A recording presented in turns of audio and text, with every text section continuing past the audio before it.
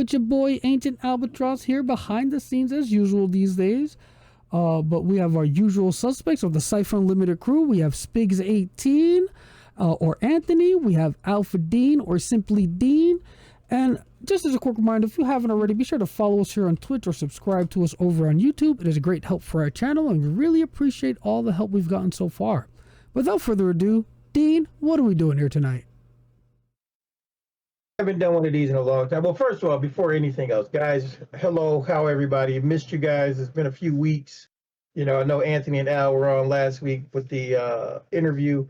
So I just wanted to say hey yo to everybody. Glad to be back.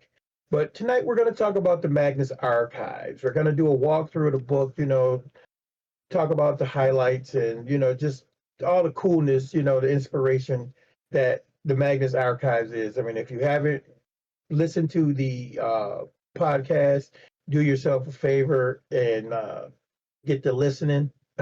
It's great. The Magnus Protocol, which follow up is great. But yeah, we're going to talk all things Magnus Archives tonight.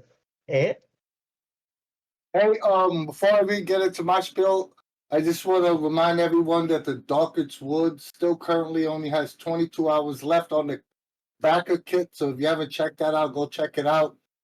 They almost at 300K, and they've ran through a bunch of stretch goals, and I think there's like 2 more really big ones still available. So let's try to hit those. Oh yeah, at 270K, which they're currently 5K away from. You get a deluxe upgrade, so I'm excited for that. So if you haven't checked out the Darkest Woods, please go do that. And like I said, there's only 22 hours left. And you can back at $1 if you don't have the money now. You can back at $1. And I believe that Backer Kit just added a pay-in installments plan too, if I'm not mistaken. So you also have that option available to you now as well. So Magnus Archives, I will not lie to you. I have not fully read this book, so this is going to be a walkthrough for me. I skimmed through it on the PDF, but here's the physical book. I'm gonna crack this bad boy here while we're doing this, and yeah. So this a lot of this stuff is gonna be my first eyeballs on what you call it, what's in the book. So I'm excited to see it fresh eyes along with the audience. So I'm gonna rely on Dean's experience reading the book, but yeah, it's gonna be fun. yeah, should be a lot of fun. So I guess we're going to jump right in. So as we can see, as with all Monte Cook games, the book cover itself is gorgeous. You know, it evokes, it's evocative. It evokes the nature of the game itself and what the original Magnus Archives was. You know, something that to me is a little bit different than most of the Monte Cook game books. Not the evocativeness, but just the fact that it actually looks like a photograph more so than, you know, drawn artwork, which I think is really cool. And, you know, just puts you into the game itself right from the beginning, you know? Yeah, if you're a fan of the podcast, you'll immediately see, you know, this game itself is going to pay homage to pretty much everything on the podcast, because you see the spider webs, you see the cassette recorder, you know, so it's already telling you, hey, we're going to follow what's on the show itself, and we're going to try to cover as much as that, or at least that's the feeling I get by seeing this cover. Is, hey, you know, we're going to pay homage to the show. It's not going to be all fresh material. Right. Yeah. You know, it really does. And it's very inspiring. It does kind of pick up right from where the show left off, where the Magnus Archives left off. And so it gives you the ability to jump right in. If you've listened to the Magnus Archives, you can see where you could, you know, kind of go down that route, or you can develop your own, you know, which some of us have already, or some of us are in the process of doing. You know, and then we move right on, and you know. Hold on a sec, dude. Just to give credit where it deserves, the cover artist is Roberto Pertudo. I'm sorry I'm mispronouncing you. I believe it's Pertudo. is Roberto Petrudo. Okay, sweet. So, you know, if you go right on in, you know, it gives you the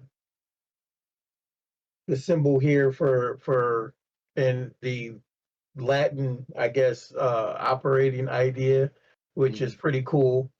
You know, again, you know, if you know, you know, just the color scheme alone to me is really cool. The fact that they went with blacks and then the greens and so on and so forth, you know, is you know, it just, you know, I never thought about a color for the Magnus Archives, but this really to me screams Magnus Archive, you know. Then as we move on, we move forward, you know, we get to the table of contents. the table of contents. Um, table of contents basically is going to have everything, you know, you need, you know, breaks it down. 16 chapters, of course, you know, back matter. This is almost a 400-page book. Um, it comes with a couple of adventures. You know, it comes with the monsters and NPCs and so on and so forth. So, you know, you want to jump right in with chapter 1 and talk about the basic concept? All right. So, and I'm sorry if chat wants us to do specific areas. Anyone that's bought any Cypher System, you know, IP book, you know, or any of the setting books, you kind of know the basic layout of most of these, you know, setting books, right? The chapter 1 is the basic concept. It's, you know, it's what you get in every RPG book. You know, what is a role playing game? You know, how do you role play? It's basically the beginner's guide to role playing, right? So, I'm not necessarily think we need to go through the basic concepts. And we could start going to what I think people want to watch when they watch these streams or watch this on video, watch freaking new. So maybe we should just start on chapter 2, unless there's anything. Like I said, I haven't flipped through the entire book yet, Dean. But unless there's anything in the concept book that isn't traditionally in all the other books. Well, no, I wouldn't say nothing that isn't traditionally there. I mean, this basic, Okay, dude. I was just saying this basic concept though really just sets the stage for the Magnus Archives. You know, it makes reference to, you know, different things that happened, you know, and then it also talks about spoilers and so on and so forth, you know.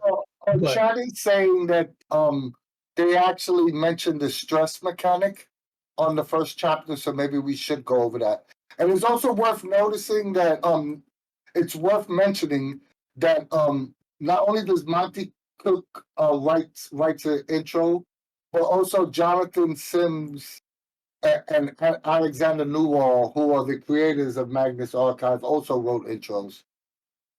Well, and I think what they were making reference to is, you know, as far as in the chat, there's a glossary in the basic concept section. So it goes over all of the basic ideas of the game. It talks about your stats, of course, you know, might, speed, intellect. It goes into your skills, pools, edge, and effort, you know. It also mentions, since this is a horror game, it also breaks down the safety tools and the different methods of safety tools and the product, the MCG that Sean K. Reynolds and Sean Jermaine produced, you know, consent and gaming document, and it references that. So since people brought up the stress mechanic, I went right to page 14, which is where it talks about stress and injury. It's funny because the stress mechanic, you know, is to me, it's really cool.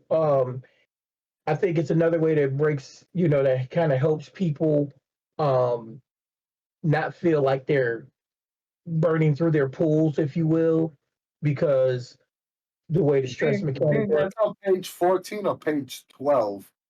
I'm sorry, 12. It's page 12, 14 of the PDF. I apologize. Yeah, just for the sake of this, always say the page number. Yeah, 'Cause you're I gonna meant to, confuse me. I know that's our routine, and I messed up. I Yeah. apologize. No, um, not even about it. You're just gonna confuse me. I was on 14 going like, where the hell I don't see this? um, so the way stress works is, there are two ways that you can suffer stress. Stress is a mechanic that it reflects simple types of injury or jarring things that happen to you, brief shocks and so on and so forth, bad experience, minor wounds, something that you can put a band-aid on. As stress accumulates on your character sheet, you then start going down the damage track, so like for example, let's just say, we're playing the Magnus Archives, and uh, um, you get startled and you fall down a flight of stairs. Well, you might get 1 or 2 stress from falling down the stairs. Where a completely horrific experience, like, let's just say one of the entities, one of the aspects actually reveals itself to you. That could be worth 3 stress points. Boom. So once you accumulate 3 points of stress, you get 1 level of stress. A level of stress hinders all your actions, and so on and so forth. Um, More serious injuries and so on and so forth continue to stack. Like being shot by a gun, gored by a monster, or so on and so forth, hit by a car. All of these things like that, will impair you. And it takes you down the damage track like it normally would, as if your pools were being depleted. I think stress. One, I think stress was a needed mechanic for the Magnus Archives because if you follow the show, a lot of the monsters don't necessarily do physical damage. They do a lot of mental, Much emotional, yeah. emotional draining on the characters. So this is another way of incorporating that without having to, take points from your pool per se. So they needed some sort of mechanic that is an easier way of showing that. So I definitely understand why the stress, but it still doesn't. Normal damage does normal damage. This is just more of your character's fear. Fear. Your character has a mental strain by what's happening around them. It's another way of having normal characters be able to take actually lose something without anything physically harming them at the same time. Right. And just so everybody knows too, you don't heal stress with recovery rolls. Mhm. Every hour that you can rest, and that means, nothing that's going to cause you any stress, nothing that's going to, make you have to be through, And you can heal stress with recovery rolls. It's on the very next paragraph on the top.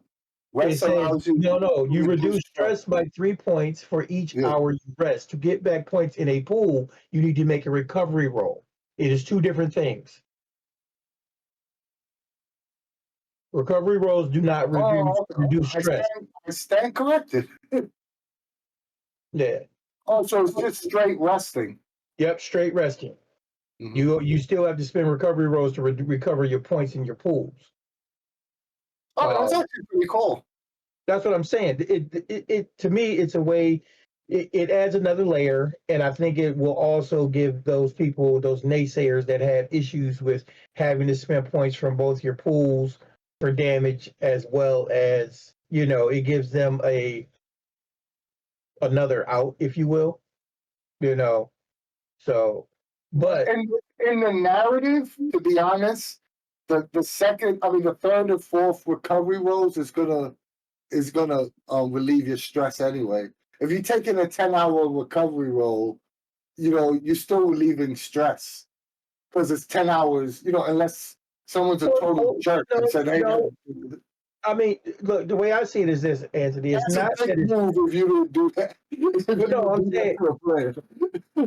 it's not that the 10-hour recovery roll is going to alleviate your stress, because you have to remember, it has nothing to do. Recovery rolls are not based on like literal resting. It's the time frames in between, for you to be able to actually enact a recovery roll. So yeah, if you're relaxing and not doing anything. Dude, that's a dick move. If somebody said, I'm taking my 10-hour recovery roll, you wouldn't allow them to also recover. Relieve stress points.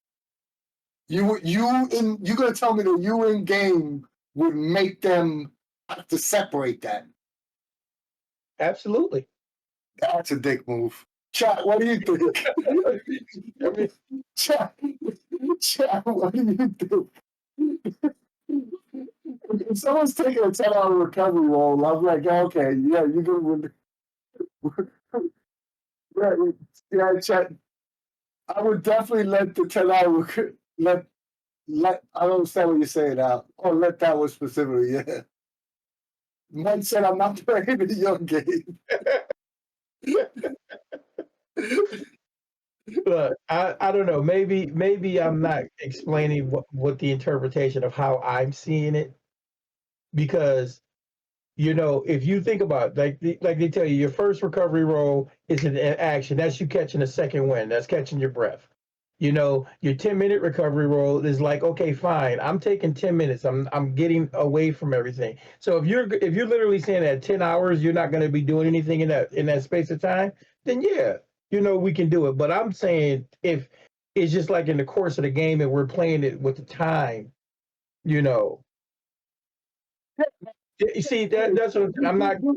Yeah, this thing isn't about this specifically, but I think the assumption would be that if you're taking a 10-hour recovery roll, you're not going out bowling with the fellas. You're you're resting to get your points back. You're recovering, so. Yeah. Um. But yeah, They, we're going off topic in the first page of the book. um. Of course, they talk about ciphers. Um.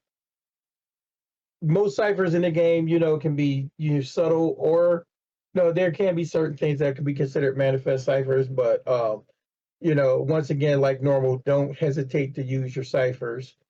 Um, Artifacts in the Magnus Archives are frightening, and I don't want any. Yeah, But yeah. Let's save that convo for the actual artifacts section. I mean, this is basically like what I said. The only thing different in this chapter, like I don't want to spend 30 minutes on a chapter that well, we could get to the juicy stuff. Like that's pretty much in all of them. But we'll definitely touch back on artifacts in the artifacts chapter.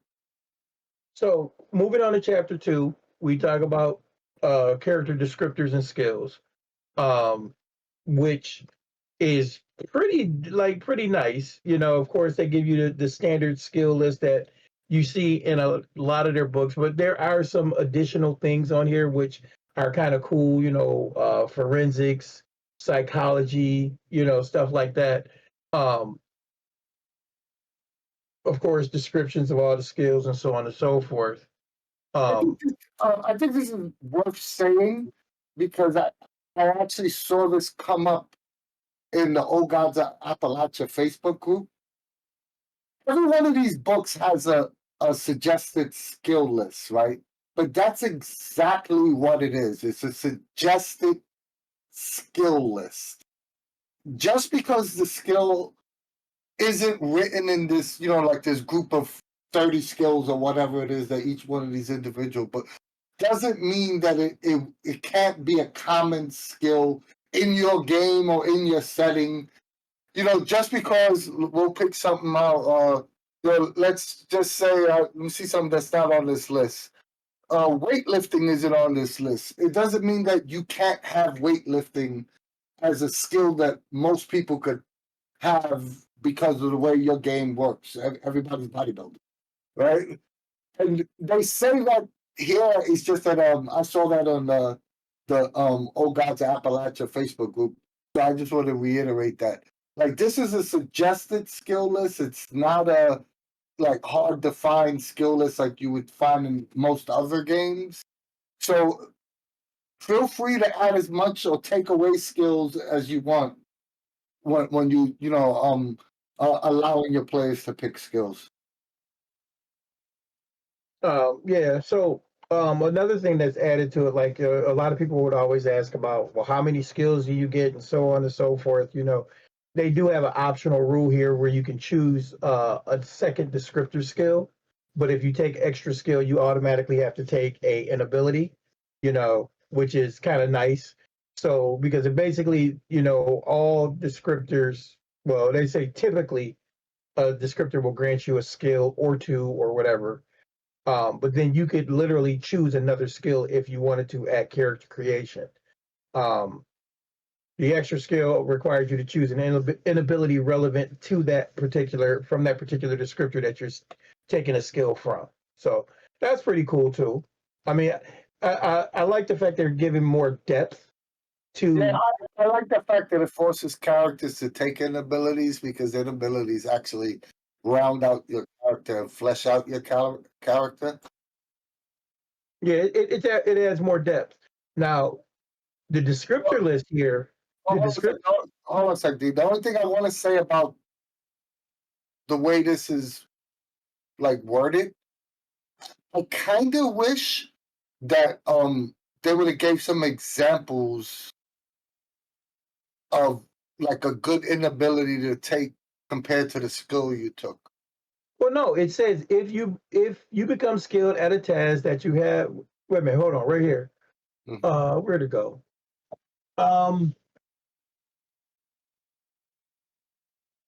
To be relevant, the inability must be reasonably expected to come from a few. No, that's not what I'm looking for. All right, here.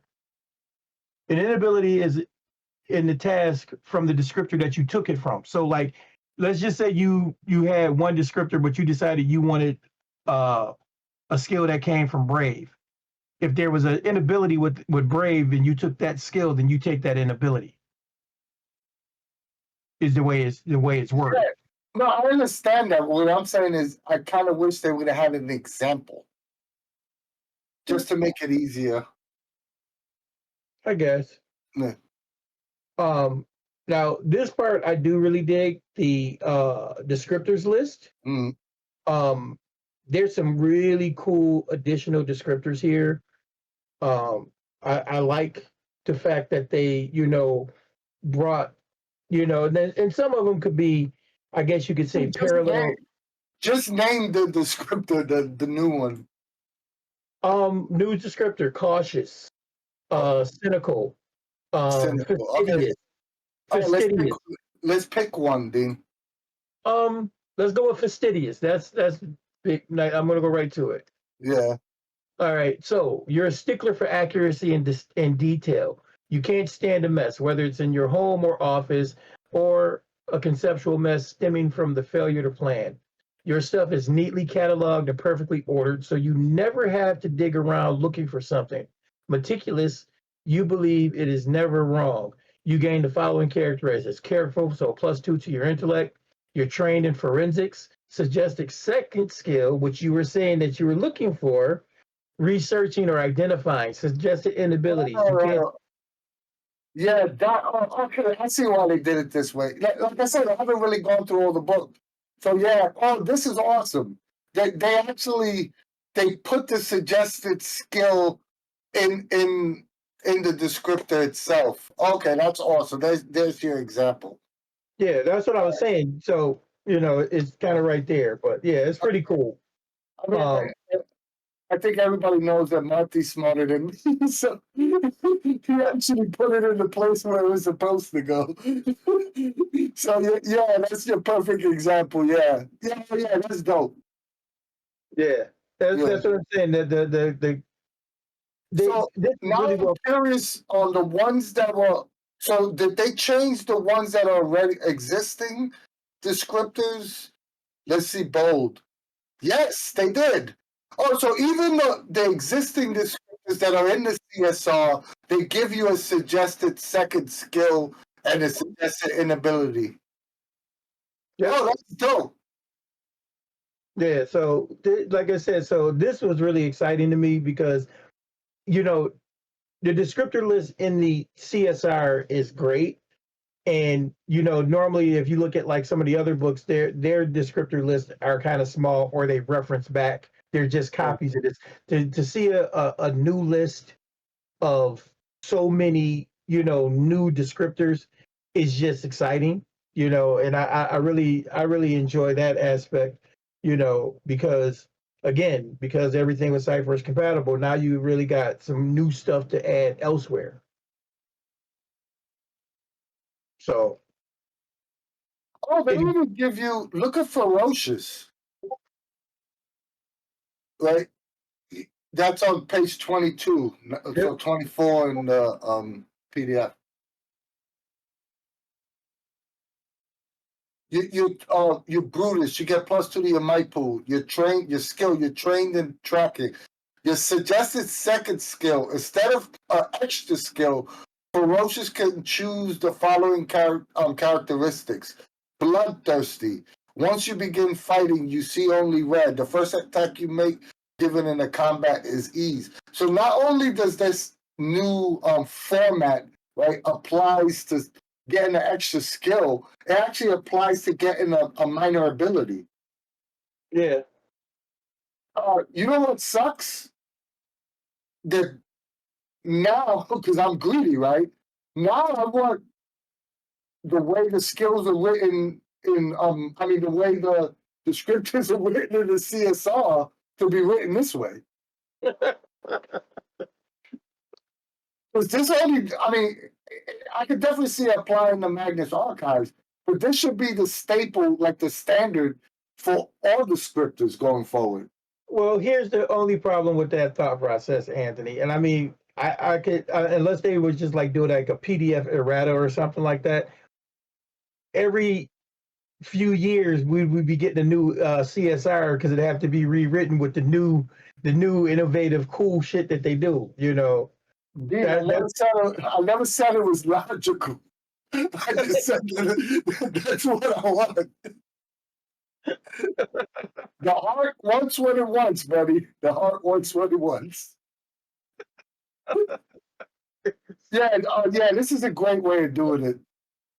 Yeah, I like it. Like I said, I just find it inspirational, and I could see, maybe working something up at the table at my own players, for your own players or something, but a lot of these descriptors are freaking cool. I mean, you get pretentious, no nonsense, obsessive. I mean, these are, and this is stuff that you really think about. You got a person with obsessive compulsive, disorder or something like that, and you can build that right into your character, which I think is pretty damn sweet. Yeah, nervous. Oh, this is actually, I think this is the most new descriptors I've seen in one of these books. Yeah, that's what I'm saying. I think that, yeah. At least 60% of the descriptors are freaking new. Nervous is really good too. Yeah, yeah. Nervous, high, likable. I like that one. Muscular. Huh? Muscular. Oh yeah, muscular is cool. Yeah. And that's what I'm saying. So when you really think about it, um, it's like I think the way they did the descriptors this time, really brought something more to the table. And again, these books continue to just showcase the elegant, nuanced nature of Cypher, because Monte didn't do anything like overly new or out of the box, but he just tweaked what was already in front of us. So I think that's like a really, really cool aspect of, what the Magnus Archives are showing with Cypher System in general. Again, that nuanced nature by applying certain little tweaks. Now you got a whole different feeling, but it's still the same game. So yeah, I'm definitely gonna. I mean, of course, I'm gonna use this for Magnus Archive game, but I'm gonna use this like template for descriptors going forward for any game. So when someone picks the descriptor, I'm gonna give them the option to take an inability and to either get another skill or a minor ability. Yeah, pretty cool, right? Yeah. So Yeah, because it applies to everything. chapter 3, page 27 in the book, 29 on the PDF. We're going to talk about character types. You know, again, normally with these books, you know, they always put together 4 new character types that are allegories to the types that are in the book, but more in line with the game or the setting that you're going to be in. And this is no different than any of the other ones. One of the things that I do like is with each of the types, they literally are pulling information from the Magnus Archives episodes and to like put you in the mindset, you know, if you listen to the Magnus Archives, this takes you back into the game itself. I mean, into the podcast itself, and really puts you in mind of, you know, the Magnus Archives. So you're consistently ready to be in game. That's something that this book I think does extremely well as well. It literally draws you into the setting. You're not worrying too much, in my opinion, about the mechanics or anything else. You're into the setting. So of course, the first new one is the investigator. So is this sort of like the explorer, right? Yeah, I would say more like the explorer. Yeah. You know, they have you know, really which is balanced stats. Their stats are really balanced. The 28 points is, you know, 10, 9, 9.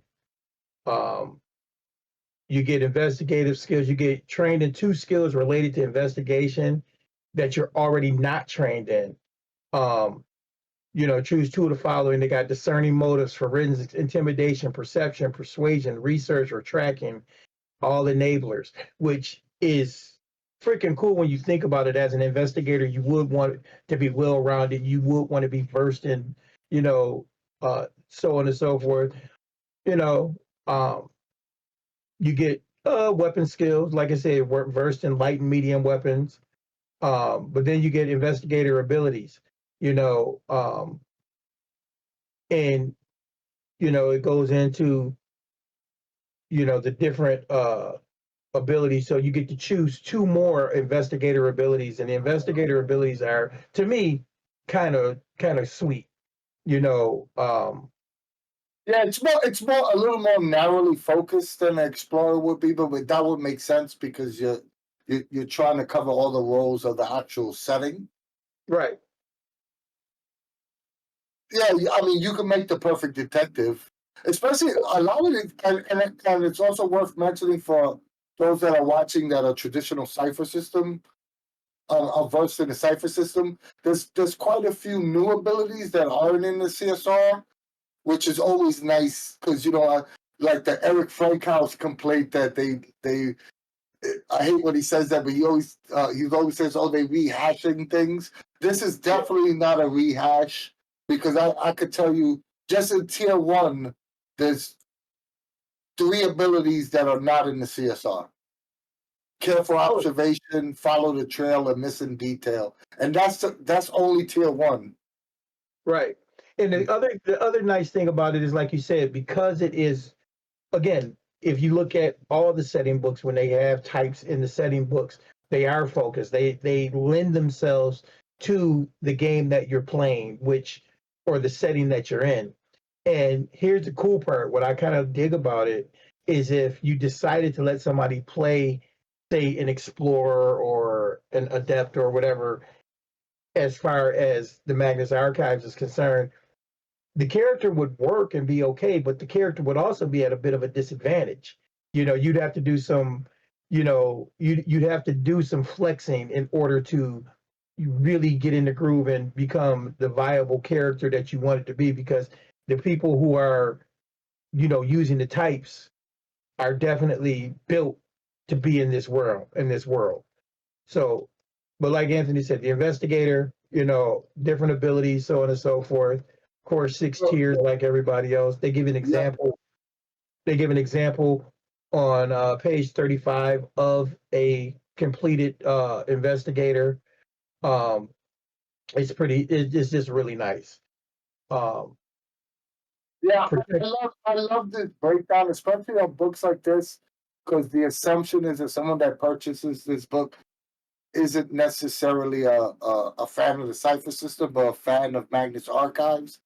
So an example on how to build a character and what a character looks like after it's completed is it's a great place for a person to learn, okay, this is what my character is supposed to look like. So I really like that. I really like that Monte included this. And then, of course, the next new type in here is a protector. I mean, they did use the name protector also in Old Gods of Appalachia, but again, basically the warrior type. Yeah, basically warrior type. If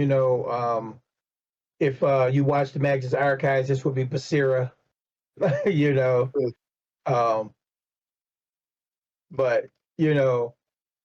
like again, new abilities, stand watch, scarred and hardened. These are like one against many. Right, Yeah. So the protector, warrior type, which is really cool. The elocutionist is hold on a second, dude. Go back to protector. What page? 37, take the hit. It's a tier 1 ability. If someone you are close enough to touch is struck and will suffer damage, you will take the hit instead. The other person suffers no damage and you gain 3 points of stress, regardless of the damage that would have been originally dealt. That is actually a very interesting way of absorbing the hit for someone, but taking it through stress instead of physical damage, which is I think that's going to be cool. I think there's going to be a lot of ways to play with the stress opposed to taking points directly from your pool. Unless I misread it. No, you're absolutely right. I look at it that way. Like I said, I think the stress mechanic was a cool added layer. I might use it, for mini games, just because, like I said, a lot of people, complained about taking damage from your pools, and I maybe only use, damage to pools in special situations, just like, dropping people down the damage track might be special situations versus, not using the stress mechanic. Mike say he wants to see more examples of how stress applies. Same here. Well, I mean, again, just in running the game, I actually had people under stress, and they were dealing with in one of the games I ran. I had them dealing with one of their superiors, and they had evidence that the superior was involved, with an entity and the conversation. So it became a stressful situation. So the one person who had like all the insight and all the information started seeing telltale signs. So they were getting nervous and taking stress damage in that situation. Where I didn't have to do intellect damage, but I was still doing, something to them because the person was taunting them. So that's just one example. One other, different way to use stress. You know what I also like about this, because you get supernatural abilities from another source in this game, and we'll get to that. If you're just a basic Cypher player and you look at the way these tiers are designed, you would assume that it's a slightly underpowered, but it's more thematic to the actual setting, right? But you're gonna get your superpower shit from another source, so that's why this way.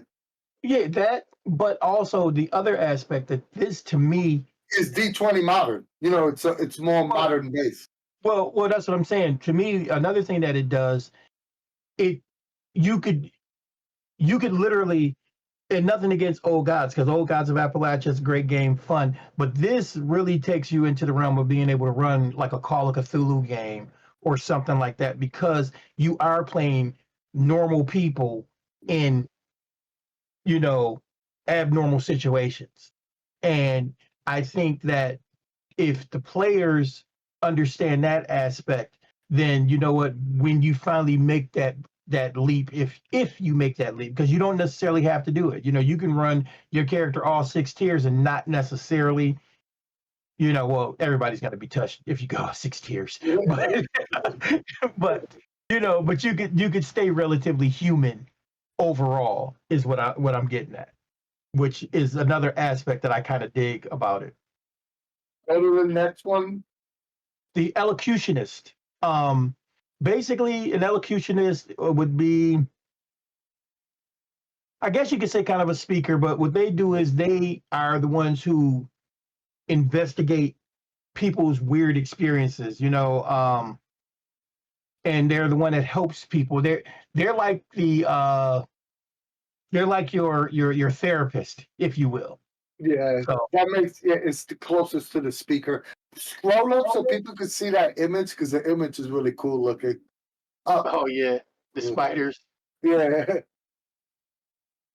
So I think this goes without saying, and we'll definitely talk about it on the recap. But the artwork in all these MCG books are always top notch, and I really like how where the problem I had with the last book walkthrough we did. This is the exact opposite. I think Bear, the layout of this, I think Bear killed it. It fits, for the theme of the book. right, that's what I'm saying. I mean, and I understand somebody in the chat was saying that they had a little difficulty with the green because it's a common color to be colorblind to.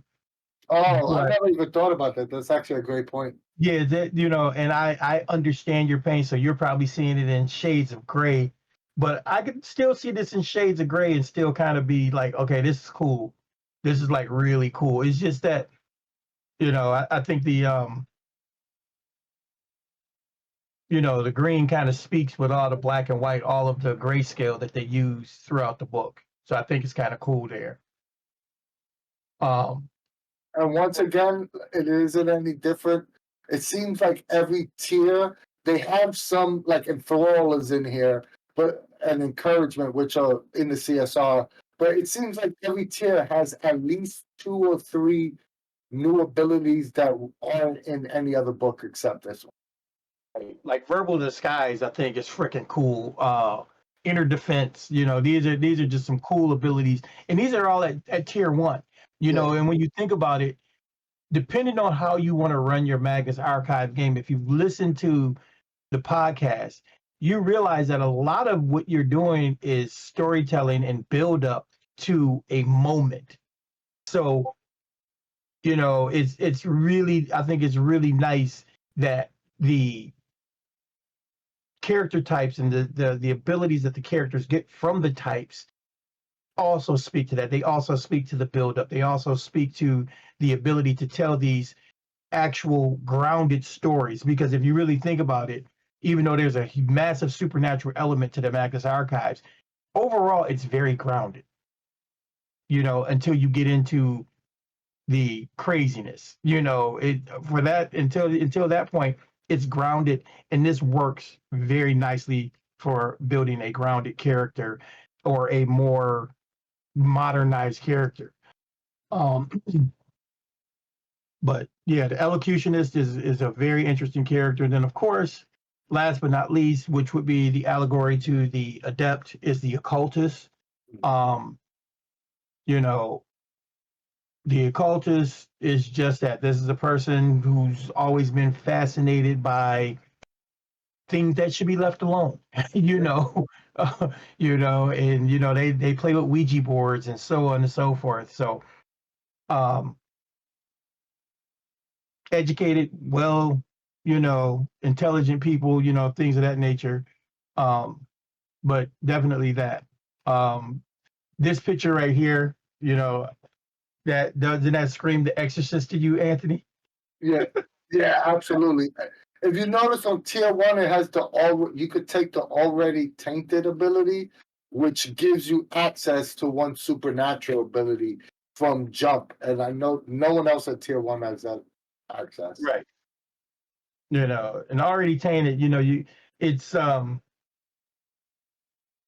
yeah, I don't know. I mean, it could be fun to play that, but it could also be the end of your character early on, depending on what's happening.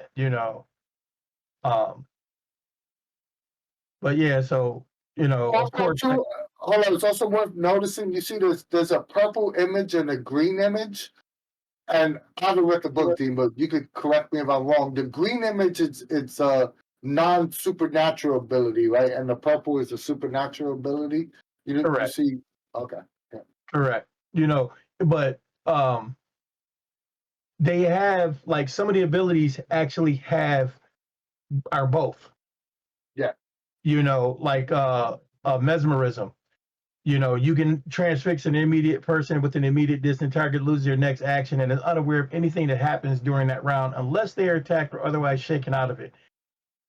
In the following round, they are disoriented and all actions are hindered, which is freaking cool. You mesmerize a person for a hot second, and I could be wrong, but I'm going through all the other types, and it seems like they're the only one that has access to any of these purple abilities before tier 3.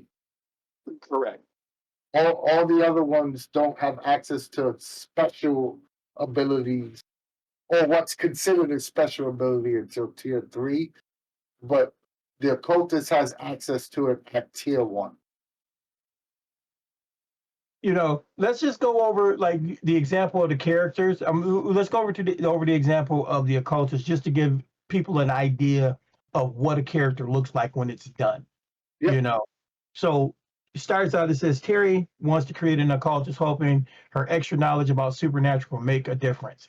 She decides to be a well-rounded character, so she puts 2 of her additional points in each of her stat pools, giving her a might of 9, a speed of 11, intellect of 14. So her occultist is smart and quick. She has an intellect edge of 1, might edge of 0, speed edge of 0. And this is, first tier character, level of effort. So the next thing the person chose was they automatically trained in occultism from a knowledge skill. Given a choice of a second skill, they chose astronomy. They also picked 2 type abilities. First was intuition, basically, which was acute to something strange, is something going on. And the next one was supernatural comprehension, which, again, I think is cool as hell, because this allows you to not only sense stuff, but be able to identify it, which I think is kind of cool. If you didn't have supernatural comprehension, then yeah, something was wrong, but you couldn't put your finger on what it is. So I think that's pretty cool. Of course, they have 3 ciphers. The GM gives deathly silent and still, a desperate effort, which grants them an extra level of effort, and stare into the vast, which returns spent points to their intellect pool. So 3 cool new ciphers.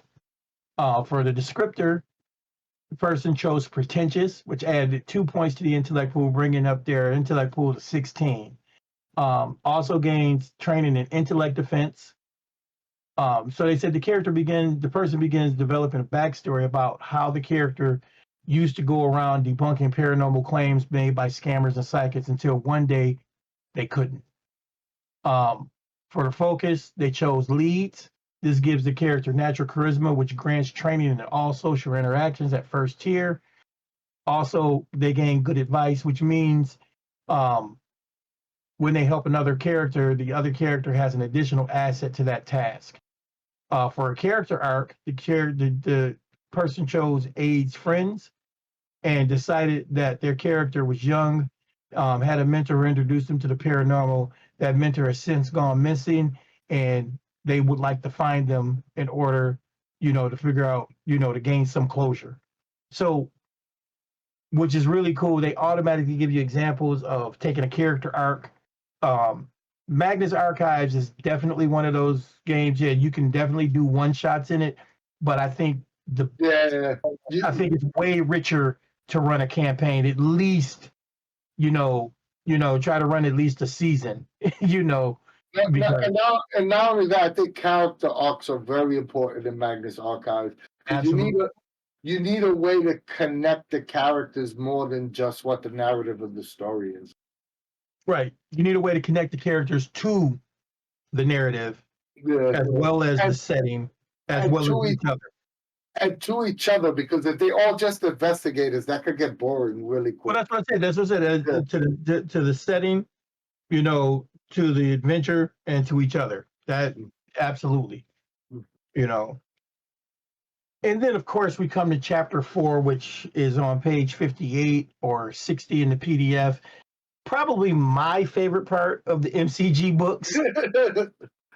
I don't know about anybody else, but I love the focus chapters because it's Cypher System, and they've got some new foci. Carries a gun, does a bit of this and that. Carries a gun isn't new. Carries a gun is new. License to carry is what you're thinking about. Yeah, license to carry. All right, so I always do this, and I'm the more critical of the two of us. How many new foci are in here? Because I'm gonna bring it up. Okay. 1, 2, 3. All right, so name them. Carries a gun, does a bit of this and that. Carries a gun, does a bit of this and that. Practically lives online. Runs away. Runs away is not new. For sure? Yeah, I'm positive of that.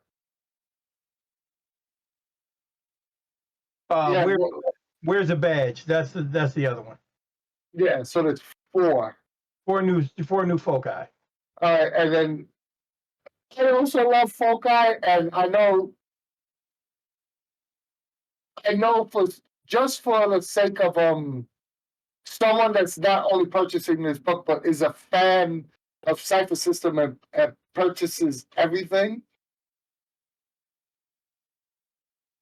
Sometimes you want to purchase a book just to get the stuff that you want to add to your overall collection, right? And the things I think people tend to want as a Cypher fan, right? They want foci, they want new ciphers, and original monsters. Probably the top 3 that most people will be like, okay, even if I'm not going to play Magnus Archives, I'm not going to get these 3 things for the book. Oh, Descriptors is another one. Descriptors, they were above and beyond, right? Foci, not sure if I could say the same. Well, I'm actually. I didn't read the book. I'm just going by this is all my initial, reactions.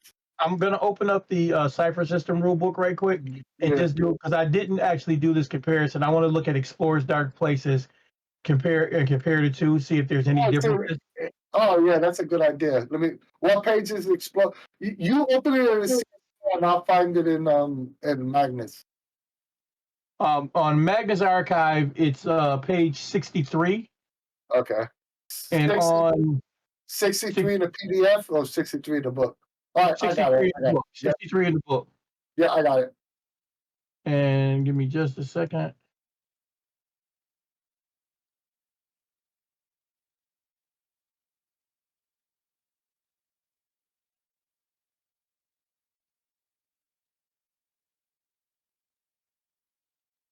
Patrick, thank you so much for the 12 gifted subs.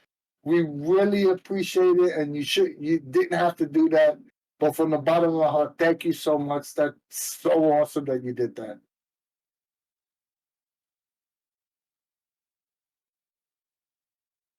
So it doesn't look like they changed. All right, so what do you get at tier 1? Superb Explorer. Same thing you get. What do you got tier 2? Superb Infiltrator? Yep. Eyes adjusted. Yep. Ability choice. Night Strike and Slippery Customer. Yep. Hard Won Resilience. I don't mind that they pick the cool descriptors for the CSR. It's just that, and this is more of a personal selfish reason, like someone that's only buying the Magnus Archives and don't plan to buy anything else. I'm not going to give a F, right? But I'm just saying from a personal view, I think I also speak for a lot of people that watch our show or on the server because we buy everything anyway. You want new stuff. You know what I mean? Well, guess what? I'm just looking. When you get to tier 6, it's different. Yep. Because Blind Intact is there, Embraced by the Darkness, but they have Dark Flow in this one. So it's either Blinded Attack or Dark Flow. They got Dark Explorer at tier 5. Okay, that's the same. So there is one little difference, in that one, which is cool. Yeah. Look at Fights Dirty, Anthony. Yeah, that's just more work for old Gus to put in his reference document. Thank God we got old Gus doing it. And Ken have said that carries a gun is a better version that brandishes a firearm. Yeah, probably. No, it goes back to my initial point, right? For someone that's just playing this, it's not going to matter, right? Right. It doesn't matter. It doesn't matter. But I don't know, maybe I'm overreacting, but either put more foci in there than, because how many do they have in there altogether? They have 6, 12, 18, right? Either put more foci in there or put more new ones or one or the other. Well, here Fights Dirty is actually different. Mm-hmm. Starting at tier 1. Mm-hmm. Tier 1 in Magnus Archives, you get Taken Advantage. And here in what's the name, you get Tracker and Stalker. You get Sneak and Quarry at tier 2. But in the Magnus Archives, you get Eye Gouge. So it probably would bear literally going through to look at both abilities. I mean, both foci from the two different sources, because Fights Dirty it still doesn't change my point, though. I think a standalone book should have like 25 foci as opposed to 18.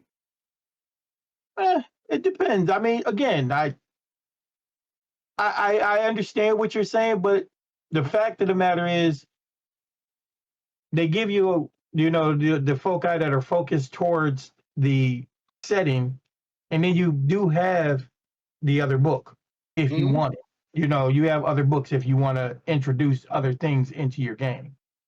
So, but yeah, so the foci section is pretty nice. Like I said, we're not going to go through every foci and see how many things are different, but I mean, overall, it does what it's supposed to do, but I stand by my statement.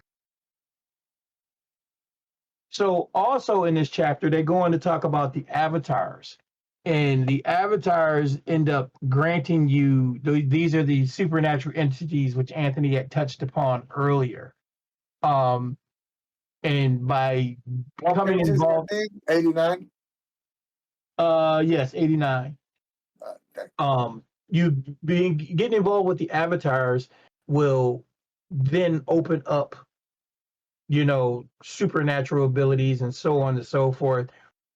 But there's a cost to being involved with an entity as well, because you could be consumed, overwhelmed by it, or even become an entity yourself. So, and to become an avatar, don't you have to go through a process? Or you have to, here it is. You have to be tier 4 or higher. Right. Has gained over time 10 levels of stress from paranormal experiences, possess at least one supernatural ability from their type, and died physically or metaphorically. That's never good. When what one of the caveats to get abilities, you must have died at least once. Well, I must say that I really like the fact that they made this really cool thing tier 4 because it pushes players to want to play that campaign, and it gives incentive for everyone to have something to work towards. yeah, I mean, I think another thing about the way the Magnus Archives is set up is that it's good for the GM as well, because as a GM, you're kind of almost encouraged to sit down and put together some character arcs, and put together some story arcs in order for the game to actually be digestible and to be a full on tale, you know. Oh, and you can work on the abilities of your avatar. Yep. Yeah, and some of these abilities are. Dumb question, Dean. Once you turn tier 4 and become an avatar, do you take the serves as an avatar focus, or do you keep your regular focus and just have that attached to it? Technically, I believe, because I'm not sure completely, but I do think you might end up taking that focus, Okay. and but all the abilities you have up to that point are you keep, and then you start working on your serves as the avatar. You know, but they do have, and they have the different avatars, which is cool. They've got the end, they've got the eye, they've got the desolation, they've, and then they've got some that I don't think they talked about, like the haunt, uh, the slaughter is there, the stranger, which, I mean, that's really cool that they actually give you. Dude, you kind of zooming past. Right? Some of these abilities that you get as an avatar are freaking cool. Let's pick one ability so we can at least chat about that before we move on. And I like this. I like this line on page. If you look on page 97 or 96, at the end, where it's talking about the extinction. It says the extinction has no avatar yet. And then it says avatars must feed the entity that created them or be fed upon by them. So that's the thing about becoming an avatar. It's all right. So when you choose one of these avatars, right? All right. So the first, just so I'm confused. All right. So powers of the avatar, which is on page 90. Everyone gets these abilities. So that's the first two. Those first two abilities everyone gets, right? Sense avatar, sense supernatural, sense supernatural activity. right. Everyone gets those two. All avatars get that, not all players. All avatars get that. Okay. Yeah, these are avatar. Anything that falls under the avatar ability. Yeah. So then you pick your avatar, and then there's the list of avatars. And each avatar, you choose one ability from this list for your avatar. Yeah. Okay. Yeah. And then, of course. And there's a shitload of avatars. Yeah, well, like I said, the vast is the last one that they have listed, and it says it has no avatar yet, which is. No, the web is the last one.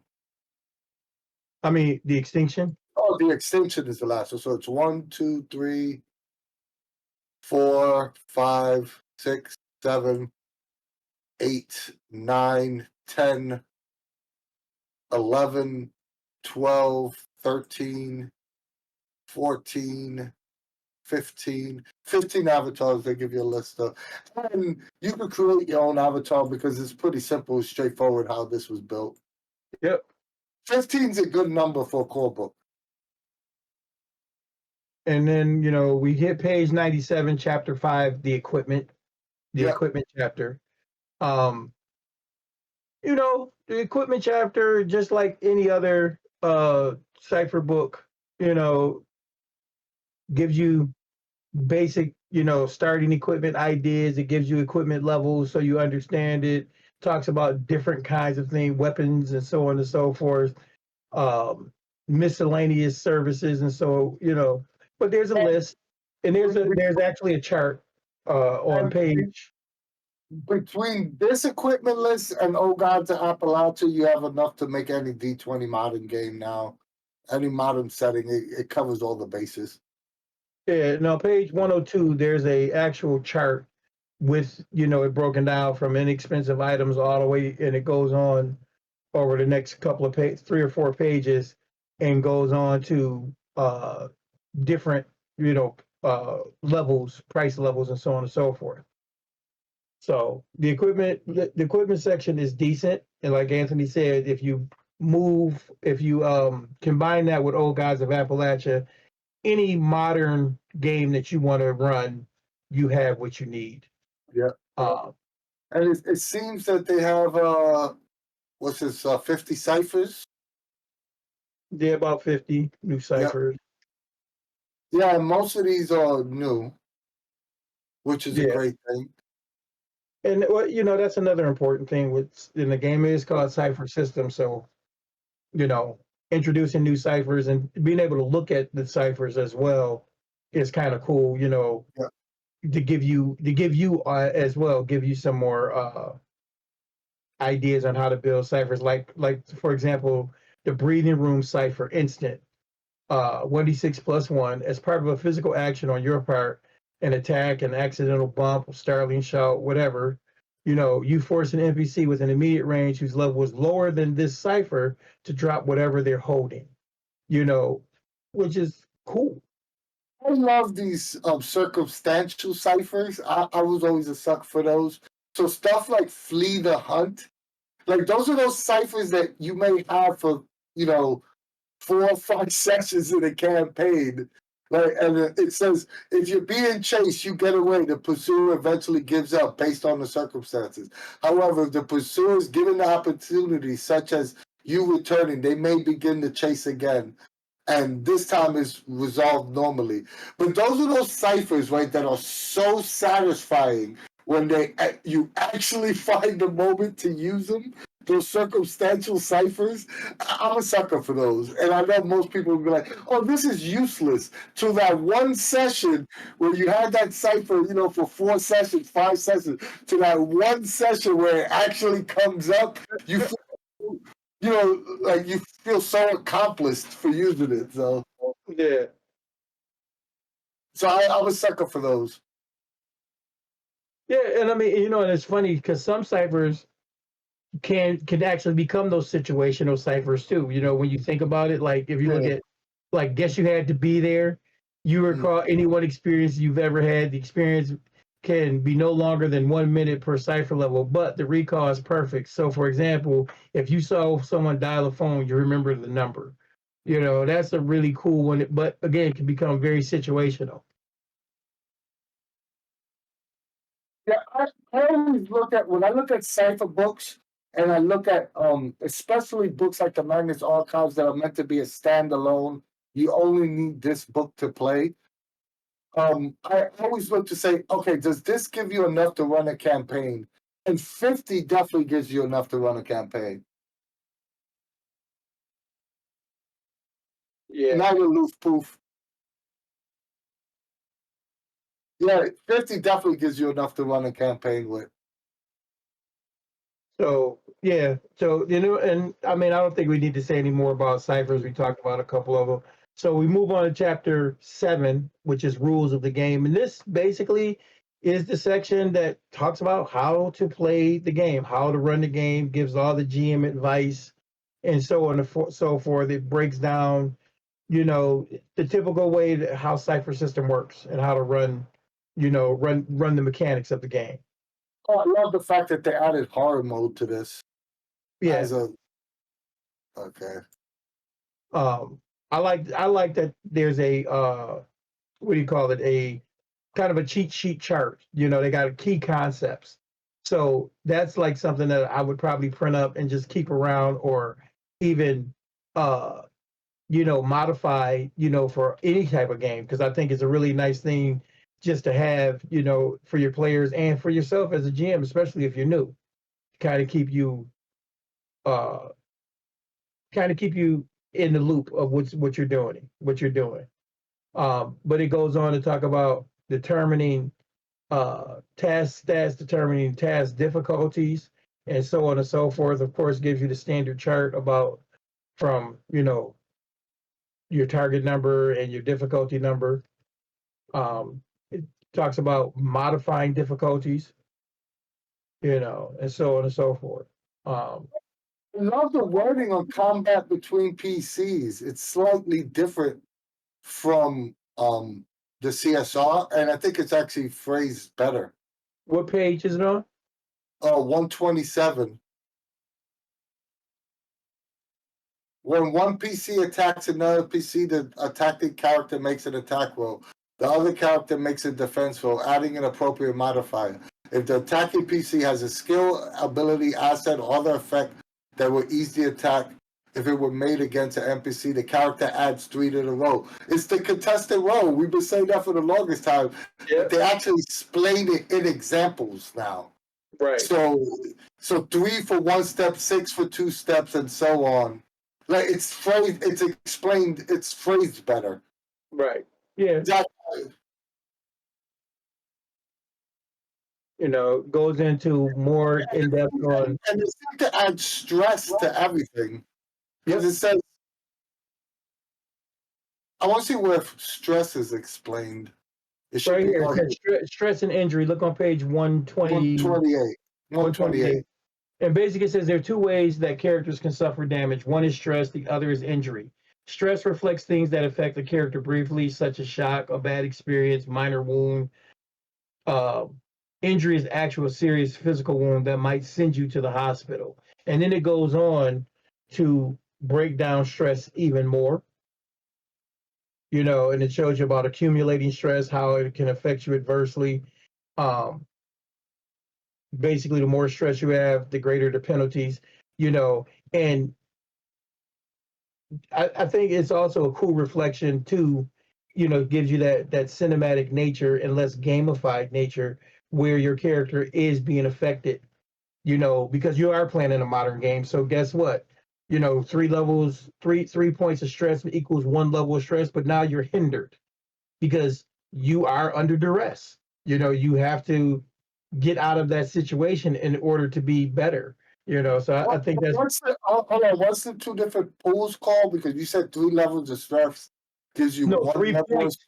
3 points of stress gives you 1 level of stress. So if you take 3 points of stress damage, you end up with 1 single level of stress, and every level of stress equates to penalties. I'm about to do the Eric Frank count. It's like the effort and edge thing. They should have phrased it differently. Like 3 points of something gives you 1 level of stress. 3 points of damage. Okay. I can. No, I'm just saying the way it's written in the book. Using the same word to remember the effort and edge. It just gets confusing for new players. All I'm saying. Only if you tell them it's confusing. Whenever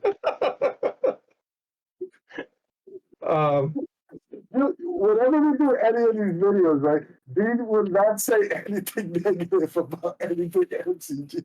No, it's not that I don't say anything negative. Nope. See, that's where you're wrong. It's not.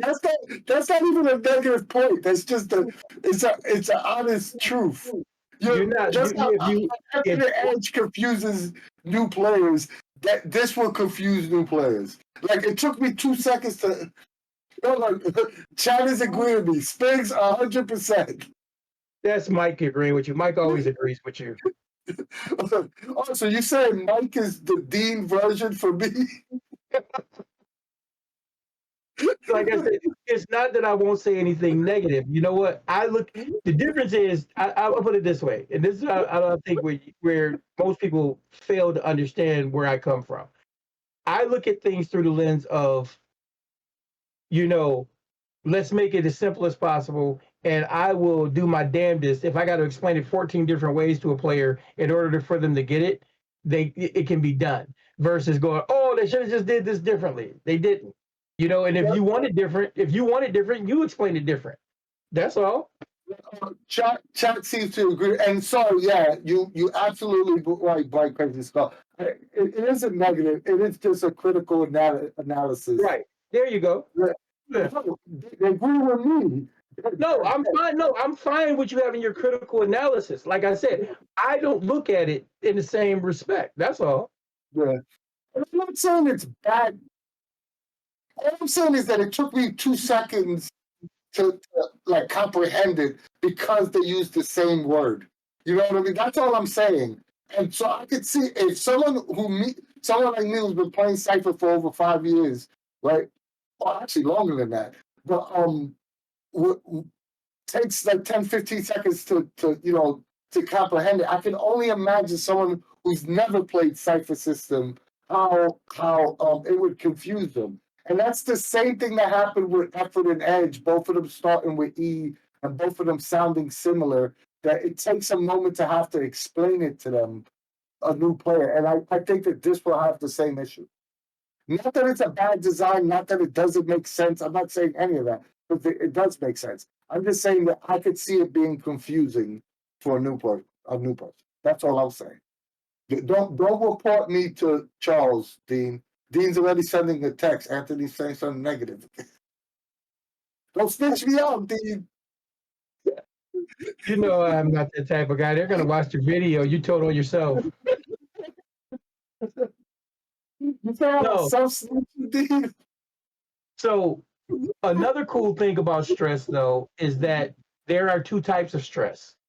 There's, bad stress, which puts your character in distress and you have issues with it. And then there's eustress, which you can burn levels of stress to give yourself a bonus. You ease the task so it's like, it's almost like having a, free levels of effort by burning stress levels. That's really cool. Yeah. So I mean, and I can see, you're burning the stress, a level of desperation. Oh my God, and that you got that extra oomph to make that impossible leap, or whatever. And it says, when in doubt, the difficulty is 5. Right. So here, check it out though. It says a desperate character can, in a tense situation, can use their stress as a temporary advantage. If they have at least 1 stress level, they can turn that into a one-time bonus on a single action, burning the stress and easing the task by 1 step rather than letting it hinder them as normal. Doing so represents a sort of manic energy. While this means a reduction in the character's stress level, the GM immediately uses an intrusion to increase the overall tension and danger of the situation. Stress cannot be used in this way by a character who is not already in a tense situation, and it can never be used on a defensive action. So I think that's really cool. You burn the level of stress, but the GM gets an intrusion like automatically. And yeah, that is really cool. I like this whole thing. You know what it is? I've only played a game of Magnus Archives. I haven't run it, and my experience is a total of 1 game. I actually want to see this more in action, but I definitely think that this has extreme potential. Oh, absolutely. So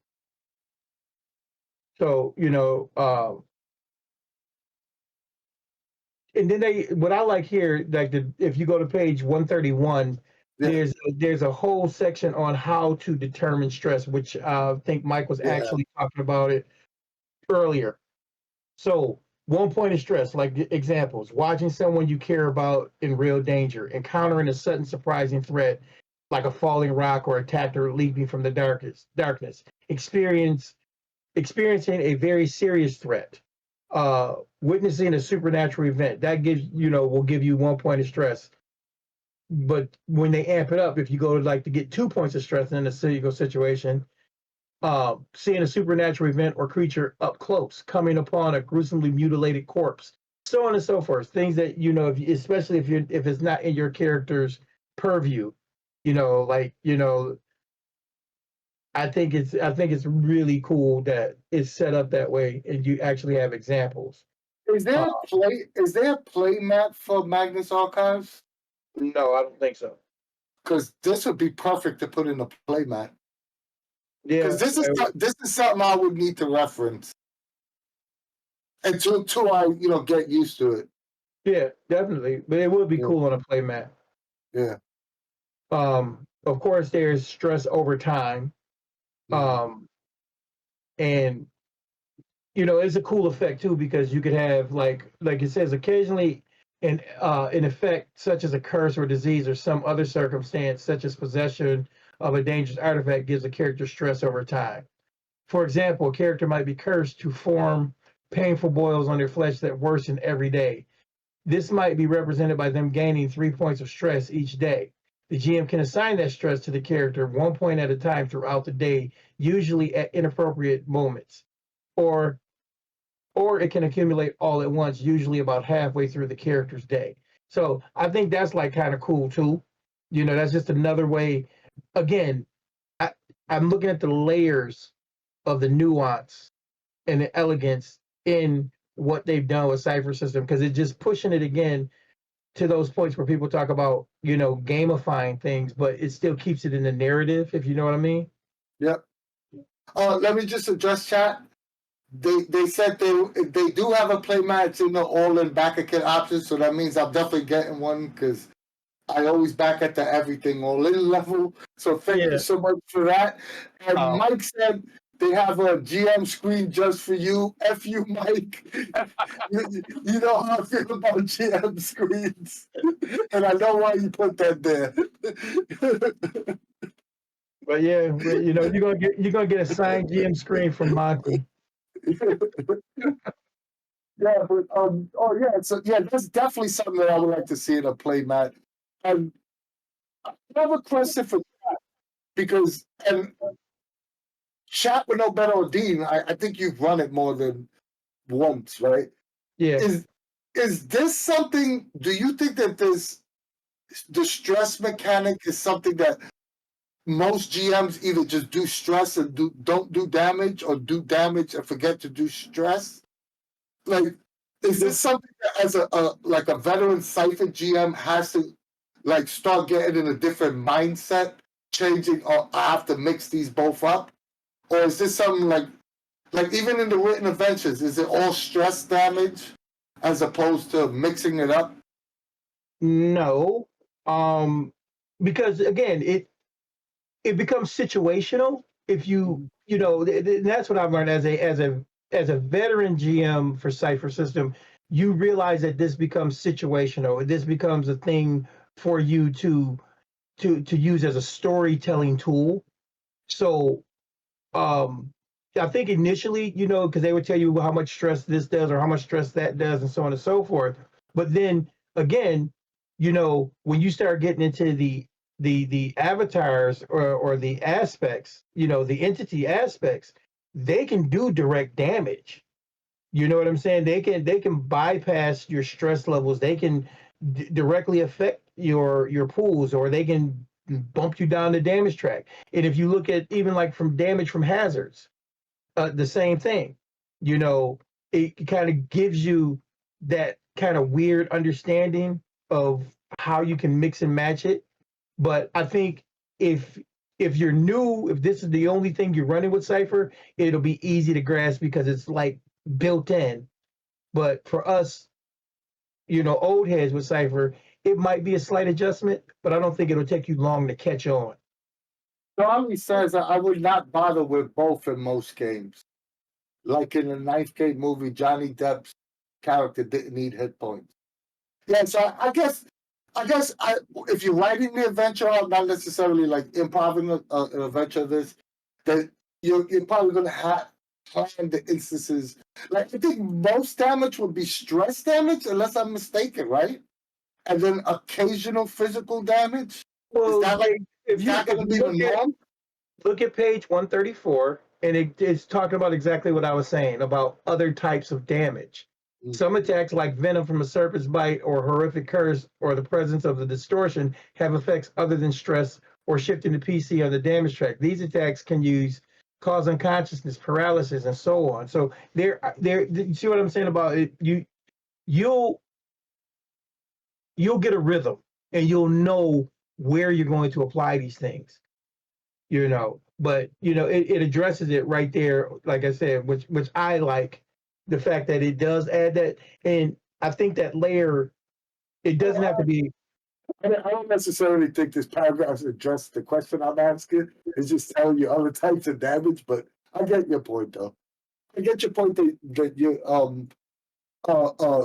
you're gonna have catch a rhythm. Well, I was just wondering, it's not necessarily for you, but for chat and for people when they watch this video on YouTube, was there a learning curve for you?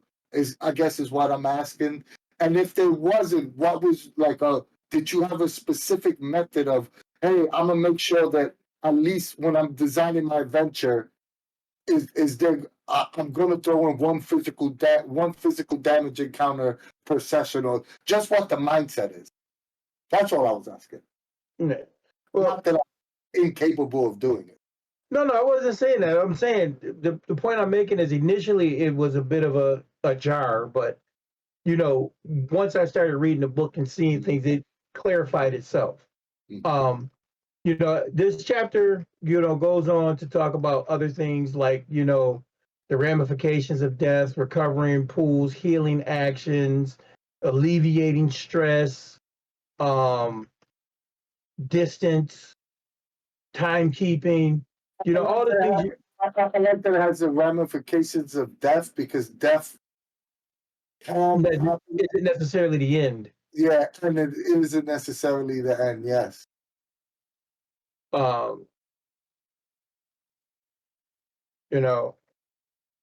Then of course we get to page 140, and they talk about character arcs and advance.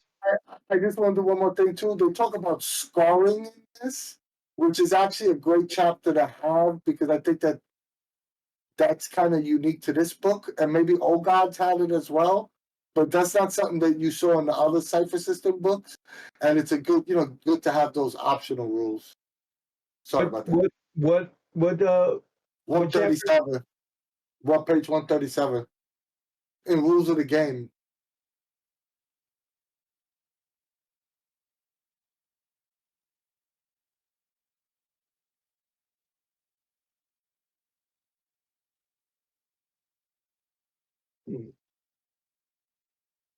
Kind of lost your volume. Was that on my end? I don't know. Am I cool? Okay. Yeah, now you're fine. All right, cool.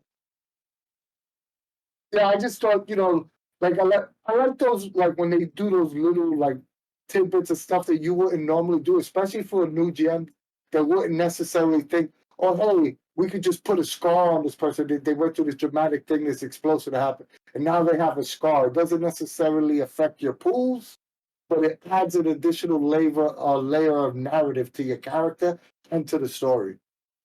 Yeah. But I think that's just that's one thing that we can say about like just about all the Cypher books, is that they do give really good advice as far as developing your GMing skills. So chapter 8, character arcs and advancement. There's really not a lot to say. Character advancement and character arcs are the same. Now, what I do want to see though is, are there new character arcs? I believe there are.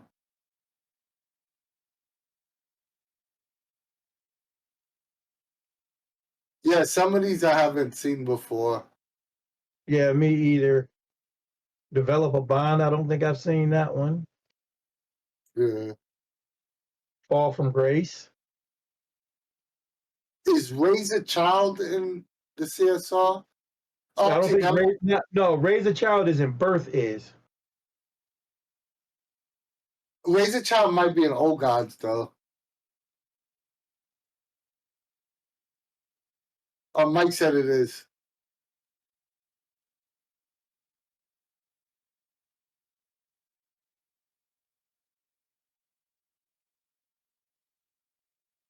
You know what? You know what? This has nothing to do with this book, but this is for another video that, and I want to. I always like asking chat. And you know how short and medium term benefits. How often does that get used? I think this is like an underutilized, like underutilized what you call a rule that I think most players and GMs forget that it exists. So just in chat when you watch it, how many times do players actually use it in your games? Because I think it's a cool rule. It just doesn't get used enough. I used it when I was making my the heater. I used it a couple times to get Reaganomics and stuff like that. But Right. I don't think many people use it, and I forget to use it all the time. Well, I think that's just again.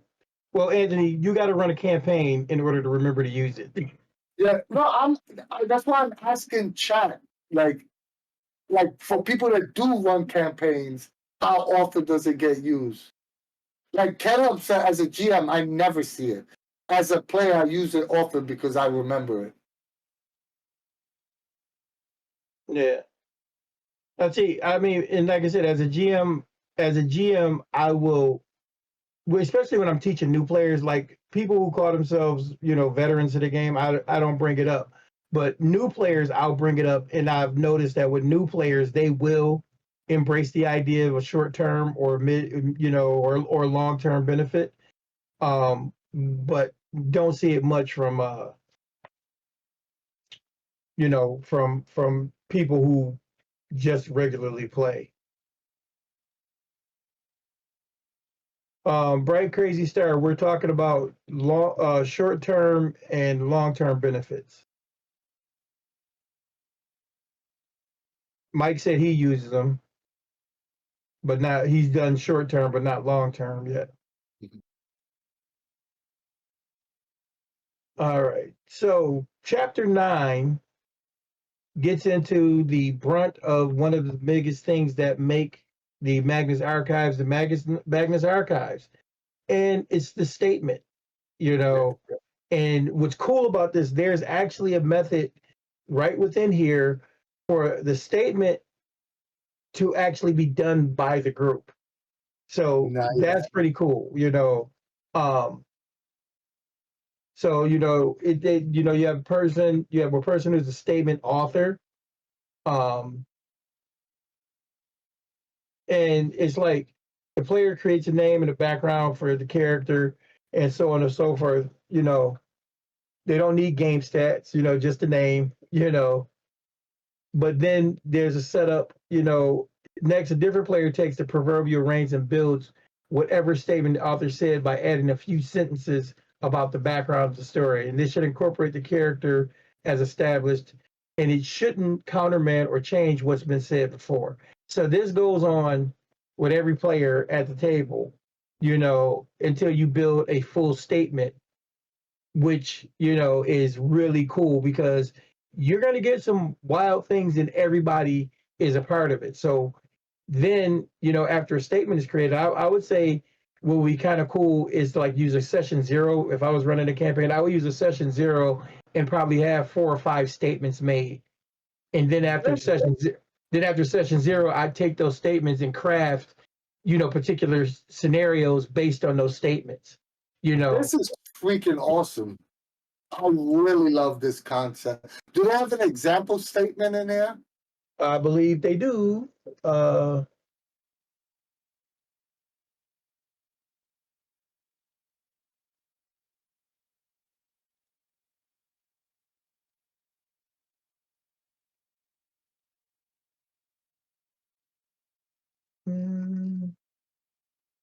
Thought there was a sample.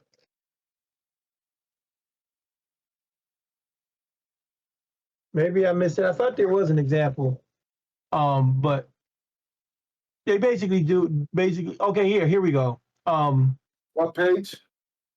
Page 163 in the book, 165 on the PDF. Yes.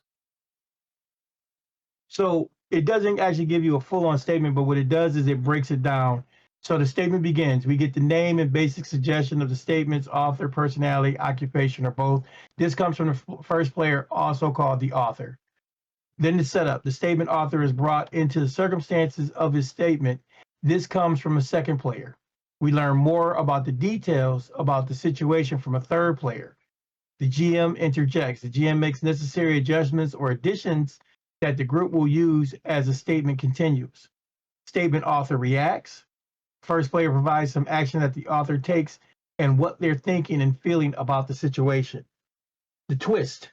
The awful idea emerges, making it clear to the statement author that the situation involves the paranormal and things are bad with a capital B.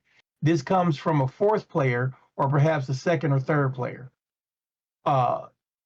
Statement author gets out. The first player describes how the author's statement gets away, otherwise survives the horror at least long enough to make the statement.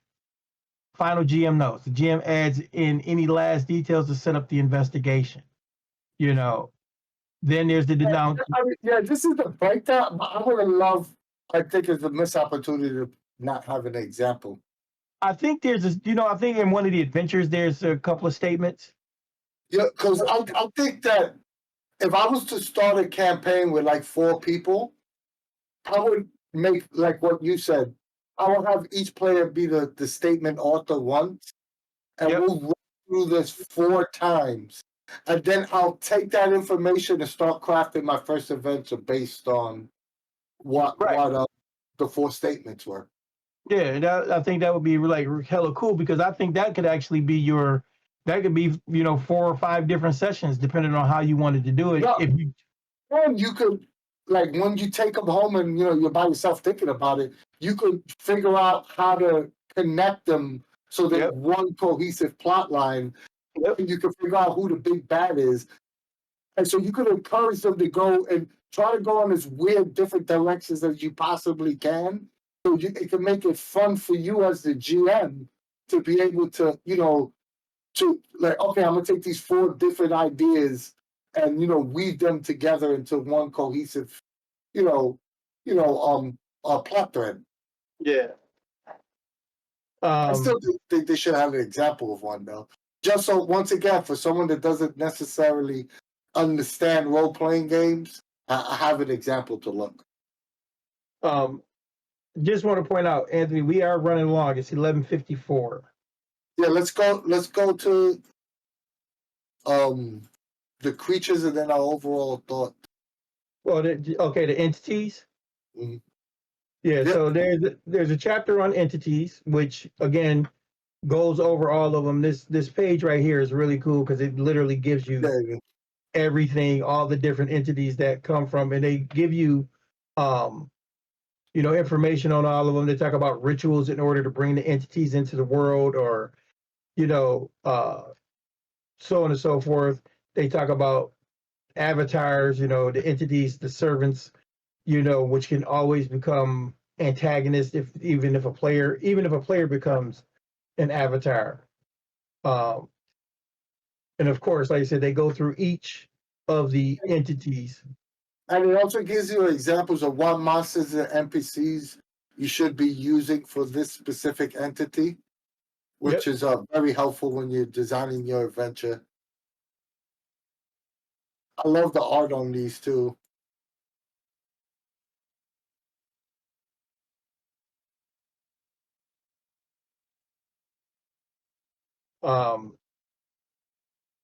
We can make this a part 1 if you want, because I really want to dig deep into the rest of this. Okay, well, let's do this as a part 1, and we'll pick this up on Tuesday at chapter 11. Yep. Because there's a lot of stuff I actually want to talk about. All right, guys. Well, listen, everybody, thank you so much for hanging out with us. And this was kind of impromptu. We didn't realize that the Magnus Archive, we should have known that it was going to take a while. it's a pretty beefy book, and it has a lot to talk about. So thank everybody for hanging out with us as long as you have. We're gonna. Dean, so what's your overall reaction so far, though? Overall, I love it. I think, as you like to call me, my fanboy is in full effect. He's standing erect. He's all happy about the Magnus Archives. And like I said, I've already I don't know if you noticed it, but I had put up in the Magnus Archives. I already started building my background, my Kolchak Institute with the Night Stalker and all of that. This is very inspirational. I love it. I must admit, I haven't fully read the book. So, but this is definitely I know what I'm reading on my way to work tomorrow, because this is definitely exciting me to want to actually complete and read the book. And I will say this, if anybody ain't doing nothing tomorrow, let's write some statements together. Just go to the Cypher Unlimited Discord server, and we'll each take turns writing a statement. Let's get 4 or 5 people together, because I want to see how those statements actually play out. So something to talk about on Tuesday as well. And yeah, I didn't want to rush through my favorite section of the book, the baddies. That's why I decided let's just make this a part 2. But so far, this is A+ for me. Yeah, agreed. And just once again, before we go, just want to throw out there, don't forget, there's about 20 hours left for the Darkest Wood. I'm not sure. Darkest Woods. Darkest Woods. Yeah, it's the Darkest Woods. It's a 1970s porno flick. You stupid, Anthony, but okay. So they're about 264,000. So they're just on the cusp of this 270,000 upgrade. 20 hours left, people. 1,769 backers. If you have not backed this project yet, you should. And we will see everybody on Tuesday. Al, take us home, or Anthony, take us home. If you like us and you like what we do, join the Cypher Unlimited Discord server for all things Monte games. We have the largest fan-run Discord server for everything MCG. There's conversations being had, games being played daily, and who knows, maybe tomorrow we'll be having some statements written on the server. But if Discord's not for you, join our Facebook group. Not as big as our Discord, but still great conversations being had there daily. Our videos are always free, but if you want to support us financially in any way, you can always give us a little donation on Ko-fi, or like, share, and subscribe on YouTube, or give us a subscription here on Twitch. We're still trying to build both platforms up, so any help you could give us in that direction would be greatly appreciated. Or go to our online store and pick up some cool Cypher Unlimited merch like the hoodie and shirt Dean got on. And last but not least, we love you guys. Yep. Thank you guys so much for discussing the Magnus Archives, Part 1. We'll be back with Part 2 next week on Tuesday. And thank you everyone for watching. Hopefully you'll join us again on Tuesday for the continuation of this, where we dive into the latter half of the book. And thank you everyone. And from us at the CU, we will see you later. Peace.